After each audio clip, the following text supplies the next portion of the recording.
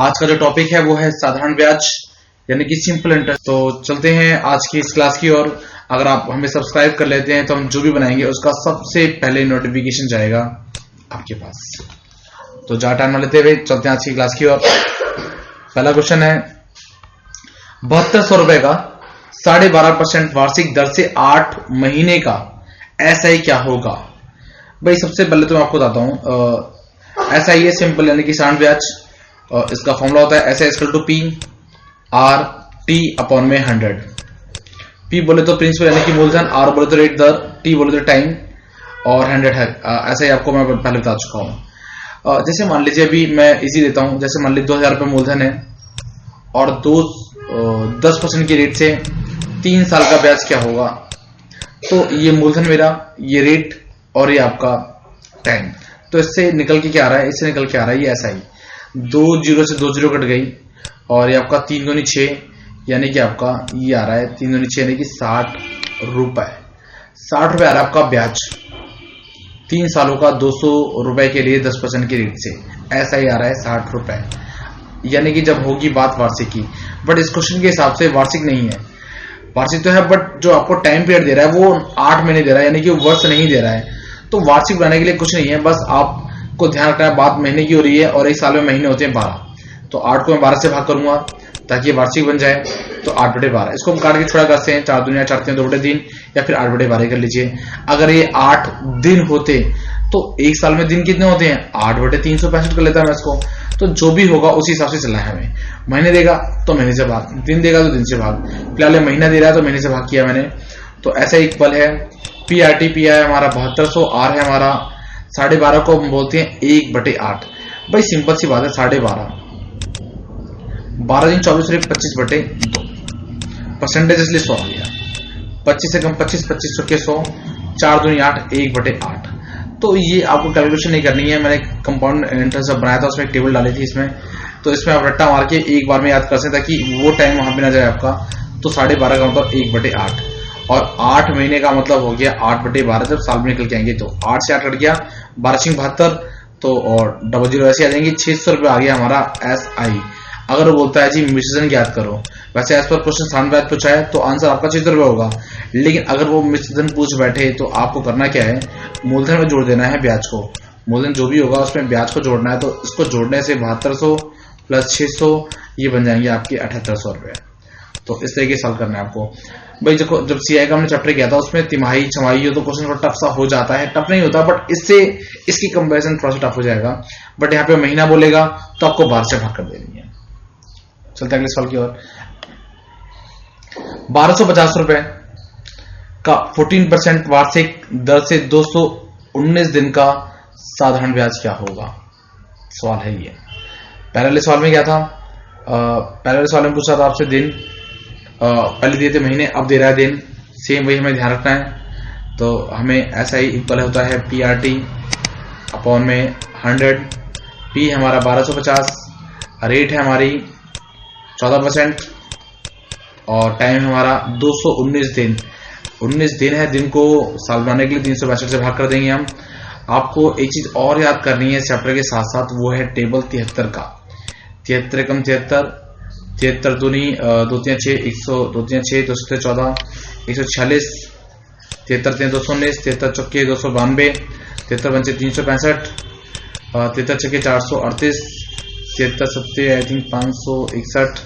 तो ये इतनी टेबल मेरे ख्याल से, इससे ऊपर नहीं आएगा इतना। आप 5 तक भी याद कर लीजिए। आई थिंक 5 तक में जो भी बोलेगा वो आपको 73 चौके 292 होते हैं।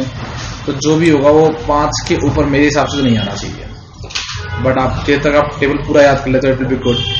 तो 73, अब जिसको पढ़ा याद होगा 73 3 219, 73 चौके 73 पंचे 365 वो काट लेगा, नहीं तो बड़ा पंगा लगेगा यहाँ पर भी।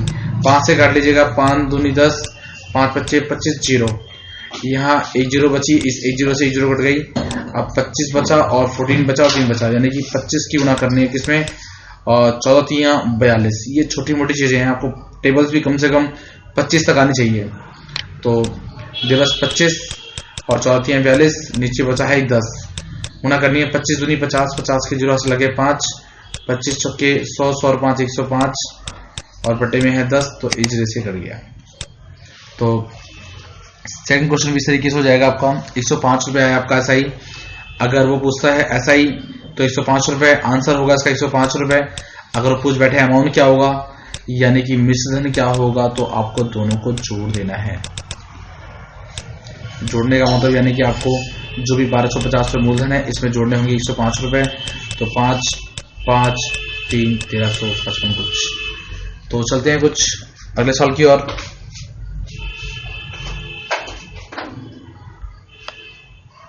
अगला सवाल है इंपॉर्टेंट है क्योंकि ट्रिक बेस है। ट्रिक बेस सवालों की खास बात ये होती है कि टाइम कम लेते हैं और वही लोग कर पाते हैं जिनको ट्रिक पता होती है जल्दी से टाइम को सेव करते हुए। कहता है 10 वर्षों में कोई धन 2 गुना हो जाता है। 10 वर्षों में कोई धन 2 गुना हो जाता है तो 3 गुना कितने वर्षों में होगा। क्वेश्चन आई थिंक समझ में आ गया होगा आपको।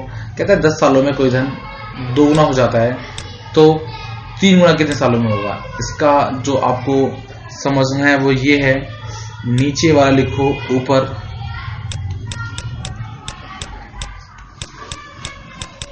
और ऊपर वाला लिखो नीचे। अभी मैं आपको समझाऊंगा करना क्या है। और दोनों में से एक घटा दो और जो भी टाइम गिवन है टाइम से गुणा कर दो। तो नीचे लिखा है 3, इस 3 को लिख दिया मैंने ऊपर, ऊपर लिखा है 2, नीचे लिख दिया मैंने 2। इस तरीके से नीचे वाला ऊपर, ऊपर वाला नीचे, दोनों में से मैंने क्लास कर दिया और इंटू में जो भी है उसकी मैंने गुणा कर दी। तो नीचे तो बचा 1, ऊपर बचा 2 यानी कि 2/1 इंटू में 10 यानी कि आंसर भी 20 ईयर्स। 10 वर्षों में अगर कोई धन 2 गुना हो जाता है तो 3 गुना कितने वर्षों में होगा, आंसर विल बी 20 ईयर्स। अच्छा, अभी इसी सवाल को मैं थोड़ा सा और कराता हूँ तरीके से। चलिए मैं आगे उसको कवर कर लूंगा किसी और सवाल के अंदर जब वो आएगा। अगला सवाल है, कोई धन 15 वर्षों में 3 गुना हो जाता है तो 60 वर्षों में कितना गुना होगा। जस्ट पहले वाले सवाल का अपोजिट, यानी कि पहले क्या था आपसे इतने सालों में इतना गुना, तो इतना गुना कितने सालों में। बट अब क्या है, 15 वर्षों में कोई धन 3 गुना हो जाता है तो 60 वर्षों में वो कितना गुना होगा। तो देखिए यही सेम सवाल आपका CI से भी आता है बट वहां पे इसका तरीका बिल्कुल चेंज हो जाएगा और यहां पे अलग होगा। तो 60 को अगर मैं 15 से भाग करता हूं तो 15 चौके 60। सबसे पहली बात 4 आपके दिमाग में आना चाहिए, 60 को 15 से भाग करा 4। अब मैंने क्या करा, यहां पे 4 लिख लिया। अब थोड़ा सा और ध्यान रखना है, इस 3 में से 1 घटा दिए मैंने, कितने बचे 2। इस 2 की गुणा करनी है आपको 2 के साथ, 4 के साथ। 3 में से मैंने 1 घटाया 2, इस 2 की गुणा करनी है 4 के साथ। अब जो मैंने घटाया था 1 वही इसमें 1 जोड़ देना है तो answer will become 9 years. Sorry 9 गुना हो जाएगा। चलते हैं सवाल पर, मैं एक बार दोबारा समझाता हूँ, इस सवाल को ध्यान देना है। भाई 15 वर्षों में कोई धन 3 गुना हो जाता है तो 60 वर्षों में धन कितना गुना होगा। सबसे पहले मैंने 60 को भाग किया 15 से तो 15 चौके 60। आपको ये नहीं सोचना ऐसा क्यों किया जा रहा है, बस आपको ये सोचना है ऐसा करने से उत्तर निकलता है इजिली। अच्छा, 60 को 15 से भाग किया 4 तो 4 आ गया आपका यहां पे, और इस 4 की मैंने गुणा करी 3 में से 1 लेस करने के बाद। अगर यहाँ 5 होता तो मैं 5 में से 1 लेस करता है 4 से गुणा करता हूं, बाद में जोड़ना एक ही अलग बात है। बट यहाँ पर 3 है तो 3 में से मैंने 1 लेस किया 2, इस 2 की गुणा की मैंने 4 के साथ, 4 दूनी 8 और फिर जो मैंने लेस किया तो उसका जोड़ दिया 4 दूनी 8 और 1 9। हमेशा एक ही जोड़ना है क्योंकि एक ही लेस करते हैं हम लोग, तो 4 दूनी 8 और 1 9। अब इसी सवाल को मैं थोड़ा सा अलग करता हूं, इट मीन्स सेम पैरेलल सवाल की तरह करता हूं। 15 सालों में कोई धन बन जाता है 3 गुना तो 9 गुना वो कितने सालों में बनेगा। उसकी ट्रिक थी नीचे वाला ऊपर, नीचे वाला ऊपर, ऊपर वाला नीचे, ऊपर वाला नीचे, दोनों में से घटा दिया मैंने और साथ में गुणा में जो ईयर्स आपको गिवन है, तो दैट से 15 ईयर्स गिवन है तो 9 में से 1 गया 8 और 3 में से 1 गया 2 को मैं 8 से भाग करूंगा 4 और साथ में यहाँ गुणा में 15 गया 15 चौके 60। तो इस तरीके से मैंने रिवर्स क्वेश्चन कराया। मैं चलता हूँ इससे पहले वाले सवाल में, उसको भी बार रिवर्स कर लेते हैं ताकि ये आपके 2 सवाल दोनों अलग अलग तरीके से भी हो जाए। कहता है अब मैं इस सवाल को समझ के करा रहा हूँ, यानी कि 10 वर्षों में कोई धन 2 गुना हो जाता है तो 20 वर्षों में कितना गुना होगा। यानी कि 10 वर्षों में कोई धन 2 गुना हो जाता है, तो 20 वर्षों में वो कितने गुना होगा, सवाल ये है। तो सबसे पहले मुझे क्या करना है, 20 को मैंने भाग करी 10 से, तो 10 दूनी 20, इस 2 की गुणा करनी है मुझे किसके साथ, इसमें से 1 घटाने के बाद, 1 घटा दिया, 1 घटाने के बाद जो यहाँ बचा है उसके साथ गुणा करनी है, उसके साथ मैंने गुणा कर दी, 2 एकम 2, और जो मैंने घटाया है अब मैं वही इसमें जोड़ दूंगा, तो 2 एकम 2 3। तो आंसर इज सेम, कि मैंने रिवर्स तरीके से कराया ताकि आप अपोजिट करके भी क्वेश्चन को समझ सकें। आई थिंक आपको सवाल समझ में आ गया होगा। चलते हैं आगे सवाल की ओर। भाई थोड़ा तंग करेंगे सवाल, आपको पहली बार कर रही हैं आप तो, बट आपको यही तरीका फॉलो करना है ताकि एग्जाम में आप इजीली और जल्दी कर सकें। तो अगला क्वेश्चन है आपका, किस प्रतिशत दर से कोई धन 8 वर्षों में स्वयं का दुगना हो जाता है। ट्रिकी बेस क्वेश्चन है, किस प्रतिशत दर से कोई धन 8 वर्षों में स्वयं का दुगना हो जाता है। भाई दुगना है तो इसकी कर दीजिए 100 से गुणा, तो इट विल बिकम 200। फिर आपको इसमें से 100 लेस करना है, क्या निकल के आया 100, इस 100 को आपको भाग करनी है 8 से, तो 8 एकम 8, बचे कितने 2, 8 दूनी 16, और फाइनली 8 पंचे 40, यानी कि 12.5%। किस प्रतिशत रेट से, 12.5% की रेट से कोई धन 8 वर्षों में स्वयं का दुगना हो जाता है। इस सवाल को आप किसी और तरीके से, अगर लंबे तरीके से करेंगे तो भी हो जाएगा, बट आप इस तरीके से करें ताकि टाइम बचे थोड़ा सा। जैसे कि स्टूडेंट्स करते हैं, मान लिया जो धन है वो हो गया x, तो अमाउंट यानी कि जो मिश्रण डबल हो रहा है, यानी कि अमाउंट हो गया आपका दुगना हो जाता है, यानी कि 2x। तो इससे ये तो पक्का हो गया कि ब्याज कितना आ जाएगा, 2x माइनस का x, यानी कि x। अगर आप सिंपल इंटरेस्ट का फॉर्मूला लगाते हैं PRT अपॉन में 100, तो ऐसा ही तो हमारा पहले से निकल चुका है x, मूलधन हमारा x ऑलरेडी है, r निकालना है हमें, और टाइम कितना है 8 वर्ष में, ये हो गया 8, तो इस x तो x ऐसे कट गया, r ही रहेगा, 100 पहुंच जाएगा ऊपर, बराबर के उधर जाएगा, तो यानी कि r बराबर है 100/8, द सेम थिंग्स 12.5%। बट इससे अच्छा कि आप इस तरीके को फॉलो ना करने की जगह आप इस तरीके को फॉलो करें ताकि समय थोड़ा सा बचे हमारा, ताकि समय बचे। तो चलते हैं अगले सवाल की ओर। किसी धन का 2 वर्ष में जो अमाउंट है, यानी कि मिश्र धन 4672 रुपए और 3.5 वर्षों में 5438 रुपए 50 पैसे हो जाता है, तो मूलधन और ब्याज की दर ज्ञात करो। अच्छा और बेहतरीन सवाल। इसे करने के लिए सबसे पहले तो आपको पता होना चाहिए कि 3.5 सालों में जो अमाउंट हो रहा है वो ये बन रहा है। 3.5 सालों में कोई धन है जो इतना बन जाता है, इसका मतलब मैंने एक मूलधन जमा किया होगा, इसके अंदर एक मूलधन होगा और ये 3.5 साल का इसमें ब्याज लगा होगा, उसके बाद जो अमाउंट है वो बन गया 5438 रुपए 50 पैसे। ऐसे ही 2 साल का जो मिश्रण है, यानी कि इसमें मूलधन होगा, मूलधन तो होगा, साथ में 2 साल का ब्याज होगा, और वो ऐसा करने से बन जाता है कितना, इट विल बिकम 4672 रुपए ओनली। अब मैं उसको उसमें से अगर लेस करता हूं, इट मीन्स इस पूरी क्वेश्चन को अगर मैं इसको 1 मान लूं, मतलब आपको लेस करना है जो बड़ा है उसमें से, तो अगर लेस करता हूं तो इट विल इसमें से लेस करेगा, कट जाएगा ये, तो 3.5 सालों में से अगर 2 साल जाएंगे तो बचेंगे 1.5 साल, और यहां पे बचेगा आपका 0.5, 8 में से 2 गया 6, 8 में से 2 गया 6, और यहाँ पे बच्चे आपके नहीं जाएगा, 13 में से 7 गए 6, और यहाँ पे आपका बचा कितना 3, 13 में से 7 गए 6, और 4 में से 1 मिनट 13 में से 6 गए 7, 766, और 4 में 4 गए 0, तो 766 रुपए जो ब्याज आ रहा है, क्योंकि मूलधन से मूलधन यहाँ कट ही चुका है, वो 1.5 साल का ब्याज आ रहा है। तो 1.5 साल का ब्याज यानी कि 2 एकम 2 3/2 वर्ष का जो ब्याज है वो है 766 रुपए 50 पैसे। तो 1 साल का ब्याज निकालने के लिए आपको 766.5 बटे में पहुंच जाएगा 3 और ऊपर पहुंच जाएगा 2, तो गुणा करने से 3 दूनी 6, 3 पंचे 15, 3 पंचे 15 और 3 पंचे 15, ठीक है, गुणा कर देंगे तो 2 बचा हुई यहाँ पे गुणा करने के बाद, 2 पंचे 10 के 0 से लगे, 2 पंचे 10, 2 पंचे 11 और 2 3 4 1 5, यानी कि 1 मिनट 2 3 4 1 5, यहाँ थोड़ी सी गुणा कर लेते हैं हम लोग, 2 पंचे 10 के 0 से लगे 2 1 मिनट कुछ टेक्निकल प्रॉब्लम थोड़ी सी हो रही है यहाँ पर।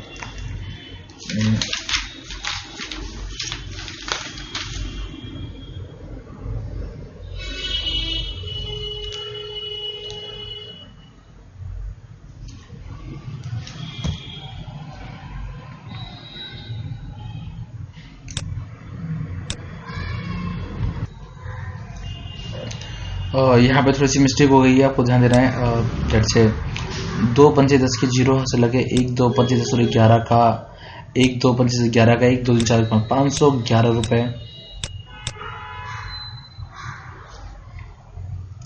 तो जो 511 रुपए ब्याज आया वो आया है 1 साल का।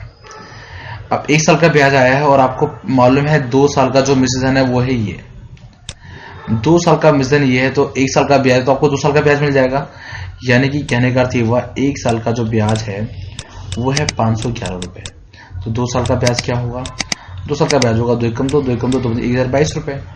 अब यानी कि 2 साल के अगर मैं मिश्रधन में से, अगर मैं जो कि गिवन है 4672 में से अगर मैं 2 साल का ब्याज लेस कर दूं तो ये निकल के आएगा 0 7 हो गया 5 और 6 और 3650 रुपये मूलधन।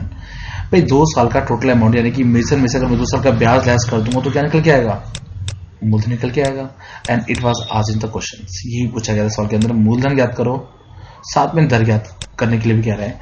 तो दर ज्ञात करने के लिए आपको एक फॉर्मूला लगाना होगा। यहाँ पर दर बराबर है 100 इंटू में SI बटे में मूलधन गुणा ब्याज। फॉर्मूला वही होता है हर जगह, बस उनके तरीके चेंज हो जाते हैं। ऐसे इक्वल टू जो PRT अपॉन में 100 वाला करते हैं हम, सारा वही है। जैसे कि 100 वहां बचा दिया मैंने, तो इस तरीके से आप, जैसे यहाँ रेट पूछी गई है, रेट को ही रहने दीजिए, तो SI के साथ गुणा में हो जाएगा 100 और P और T पहुंच जाएंगे बटे में, सेम वही फॉर्मूला। तो SI 100 और सिंपल इंटरेस्ट हमने निकाला था, इट वाज 522 अगर 1 साल की बात की जाए तो। और मूलधन है आपका, अगर 1 साल की बात करेंगे तो that will become it is 511, लेकिन हम 2 साल का लेंगे क्योंकि हमें 2 साल का टाइम मालूम है एक तरीके से अगर देखा जाए तो, क्योंकि 2 साल का ब्याज ही मालूम है। तो इस तरीके से मूलधन होगा आपका 1022 रुपए और मूलधन हम निकाल चुके हैं 3650 और ब्याज निकाला हम लोगों ने,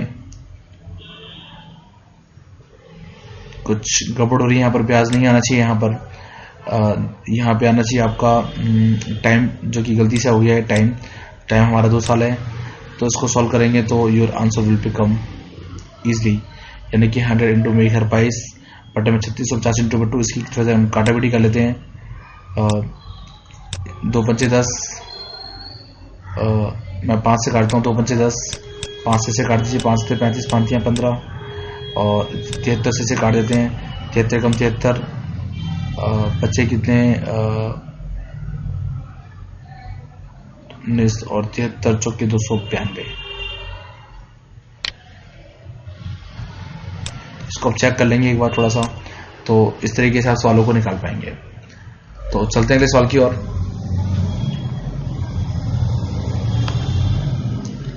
ये भी बड़ा बेहतरीन सवाल है, बहुत अच्छा सवाल। और इसके करने के 2 तरीके हैं। एक है आपका एलिगेशन तरीका, जो मैं आपको कराऊंगा जब मैं एलिगेशन कराऊंगा, लेकिन अभी आज ये SI के चैप्टर से है, तो एक बहुत अच्छी ट्रिक के तरीके से कराऊंगा आपको ताकि इजीली याद हो जाए। एक व्यापारी ने 2 बैंकों से 45,000 रुपए का ऋण लिया। एक ऋण के लिए 9% वार्षिक ब्याज दिया तथा दूसरे के लिए 16% वार्षिक। यदि पूरे वर्ष का कुल ब्याज 5548 रुपए दिया गया हो तो प्रत्येक दर पर लिए गए धन के मान ज्ञात करो। यानी कि एक आदमी जिसने 45,000 रुपए का उधार लिया है, एक जगह से लिया है 9% की रेट से उधार और एक जगह लिया है 16% की रेट से उधार, और पूरे साल के बाद उसने जो ब्याज दिया है वो दिया है 5548 रुपए। कहता है जी अब मुझे बताओ कि इस रेट से कितने % उधार लिया गया है और इस रेट से कितना % उधार लिया गया है। आई थिंक सवाल आपको क्लियर होगा। अब मैं कराता हूं आपको शॉर्ट तरीके से। इसमें करना क्या है, आपको ये सोच के चलना है कि जो धन है वो लिया गया है 9% से या फिर 16% से। यानी कि अगर आप निकालते हैं 9% से, पूरा का पूरा धन मान लीजिए आपने 9% जो धर लिया है, उत्तर जो आपका निकलेगा वो निकलेगा 16% का। अगर आप मान के चलते हैं कि सारा का सारा धन लिया गया 16% से, तो पहली बार में उत्तर निकलेगा आपका 9% का। कोई भी मान लीजिए अगर एक भी निकल गया तो दो निकल जाएंगे आराम से। तो कई बार पेपर में ये कह रहे थे प्रत्येक दर पर लिए गए धन के मान के याद करो। कई बार पेपर में एक ही पूछ लेता है, कई बार दोनों पूछ लेता है, तो आपको देखना है कैसे निकलना है। ये मैं मान लेता हूँ सारा का सारा जो धन है वो लिया गया 9% की रेट से, यानी कि 45,000 वो लिया गया सारा का सारा। I think there is a battery problem, हो सकता है मैं इसका पार्ट 2 और पार्ट 3 दोनों लेकर आऊं। तो आई फिलहाल मैं कोशिश करता हूं इस सवाल को कंप्लीट करने की। तो कोई धन निश्चित हाँ जी 45,000 रुपये का ऋण लिया गया। मैं मान लेता हूं कि पूरा का पूरा धन लिया गया 9% की रेट से। तो 45,000 इंटू में 9/100, 2 जीरो से 2 जीरो कट गई, 9 0 0, 9 पंचे 45 के 5 हाथ लगे 4, 9 चौके 36, 4 40। कुछ गड़बड़ है यहाँ पर। 9 0 0, 9 पंचे 45 के 5 हाथ लगे 4, 9 चौके 36, 36 और 4 40। 4,050 रुपए आपका ब्याज आ रहा है टोटल 9% की रेट से। बट आपने ब्याज दिया है 5548 रुपए। तो इसमें से 4,050 में लैस कर देता हूं। 8, 14 में से 5 गए 9, और 4 के 4 और 5 4 के 1, 1498 रुपए आया आपका ब्याजों का अंतर। बहुत इजी क्वेश्चन है ये। सबसे पहले मैंने क्या किया, मैं मान लेता हूँ सारा का सारा धन लिया गया 9% की रेट से, और 9% का रेट निकालने से ब्याज निकला 4,050 रुपए। लेकिन उसकी तरफ से जो गिवन है वो गिवन है 5548 रुपए। तो 5548 में से जब मैं 4,050 लेस करता हूँ तो 1498 आया ब्याजों का अंतर। इसके लिए फॉर्मूला याद करना है आपको, ब्याजों का अंतर बटे दरों का अंतर इनटू में 100। ये फॉर्मूला है आपका किसका, मूलधन निकालने का। तो ब्याजों का अंतर 1498 इंटू बटे में दरों का अंतर है, एक है 16 रेट और एक है 9 रेट, यानी कि अंतर हो गया आपका 7 और इंटू में कर दिया 100। अब मैं भाग करता हूँ 7 दूनी 14, 7 एकम 7, 7 चौके 28, यानी कि 21,400 रुपये आ गया आपका मूलधन। कौन सा, जब आप 9% मान के चलेंगे तो ये 21,400 मूलधन आया कि 16% वाले का। मैंने आपको बताया जॉब मानेंगे ठीक, उसके अपोजिट में निकलेगा मूलधन। जब एक मूलधन आया आपका 21,400 तो दूसरा मूलधन आएगा 45,000 में से अगर आप इसको लेस कर देते हैं तो 21,400 को। तो 2 जीरो की 2 जीरो और 10 में 4 गए 6 और 3 और ये आपका 23,600। तो आई होप आपको समझ में आया होगा ये। चलते हैं अगले सवाल की ओर।